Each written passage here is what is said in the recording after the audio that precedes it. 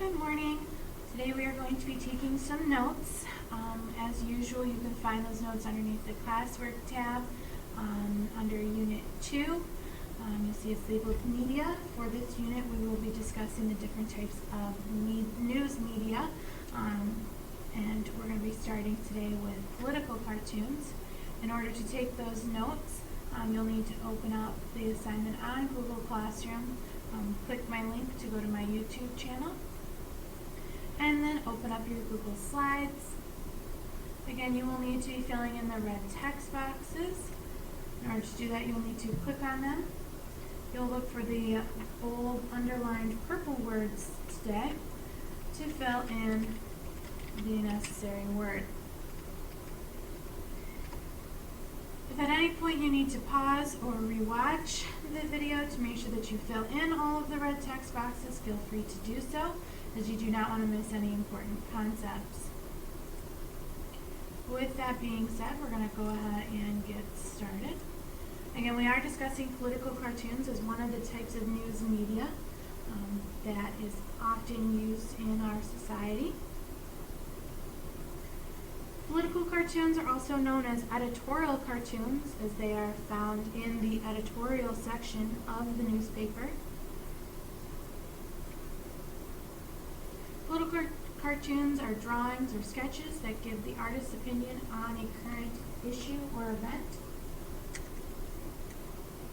Artists will use exaggeration and satire to draw attention to an issue. Satire is when one uses humor to expose and criticize people. Political cartoons are not the only source of media that will use satire. You'll often see it in fiction and in plays.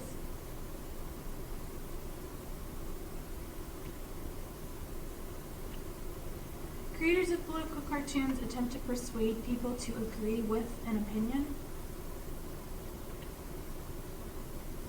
They also make the viewer think about current events. They will often use well-known people, trends, or issues represented using symbols or caricatures.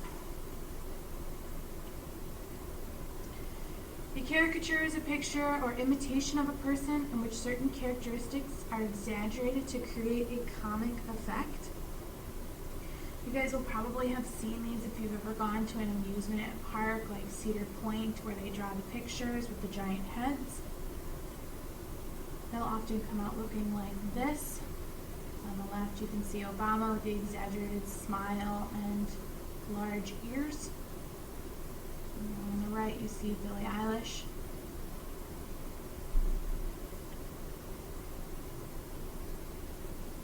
So just a couple examples of caricatures. Cartoonists will use several methods or techniques to get their point across. Not every cartoon includes all of these techniques, but most political cartoons include at least a few. Some of the techniques cartoonists use the most are symbolism, exaggeration, labeling, analogy, and irony. Once you learn to spot these techniques, you'll be able to see the cartoonist's point more clearly. Now we're going to go over each of these techniques so you know how to spot them. But even when we use these techniques, you should also be aware of any political slant or bias that the cartoonist might have.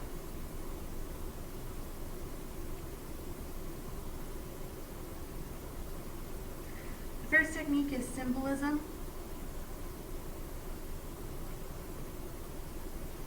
Cartoonists use simple objects or symbols to stand for a larger concept or idea. After you identify the symbols in a cartoon, think about what the cartoonist intends each symbol to stand for.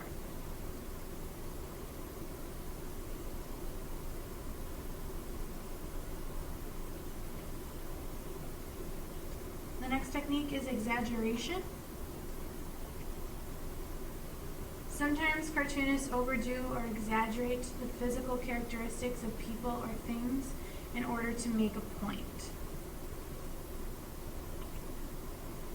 When you study a cartoon, look for any characteristics that seem overdone or overblown.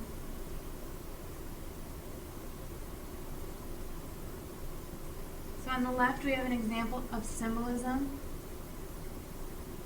You see a donkey and an elephant playing rock, memo, scissors.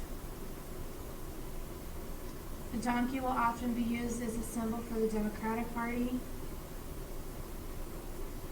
and the elephant will often be used to represent the Republican Party when political cartoons are drawn about the government.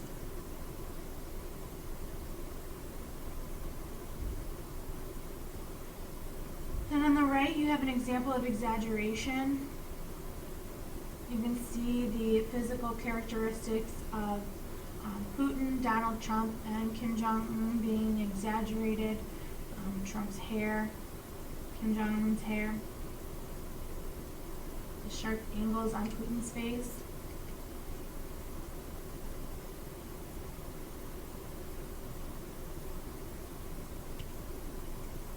Another technique that is often used is labeling.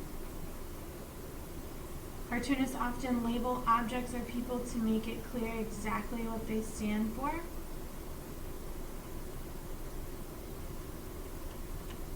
Another technique is analogy. An analogy is a comparison between two unlike things that share some characteristics. By comparing a complex issue or situation with a more familiar one, cartoonists can help their readers see it in a different light.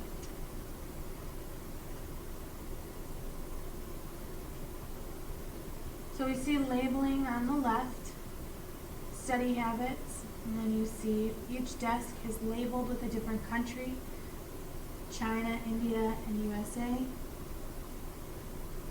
And then you can see that in China, the student is reading a math textbook. India, they're reading a science textbook. While in the US, they're listening to their iPod, iPhone, with their book closed. So the labels help you understand the cartoon.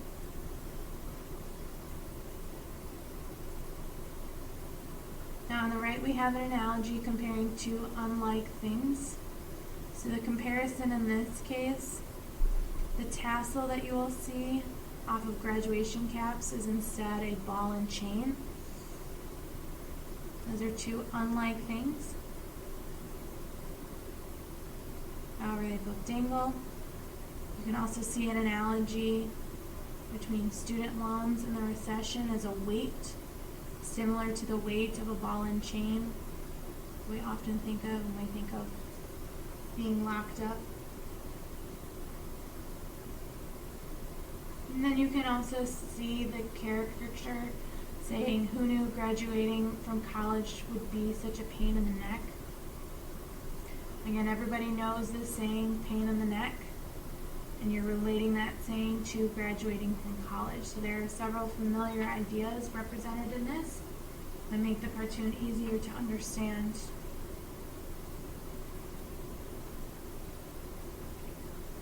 The last technique is irony. Irony is the difference between the ways things are and the way things should be, or the way things are expected to be.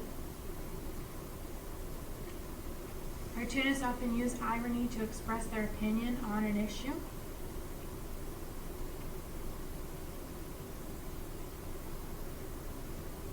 So in this cartoon, you can see you have the police officer asking the driver that's crashed into the pole, "Do you have any idea how fast you are going?"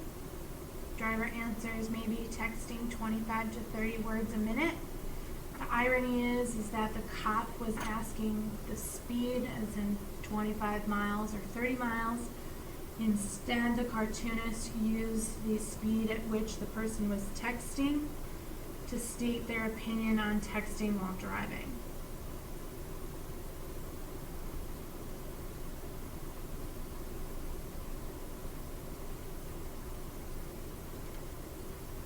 To analyze a political cartoon, you will first need to identify the persuasive techniques that the cartoonist has used. And you can do this by asking yourself, what issue is this political cartoon about? What is the cartoonist's opinion on this issue? What other opinion can you imagine another person having on this issue? It is always important to look at both sides like we discussed in the last unit.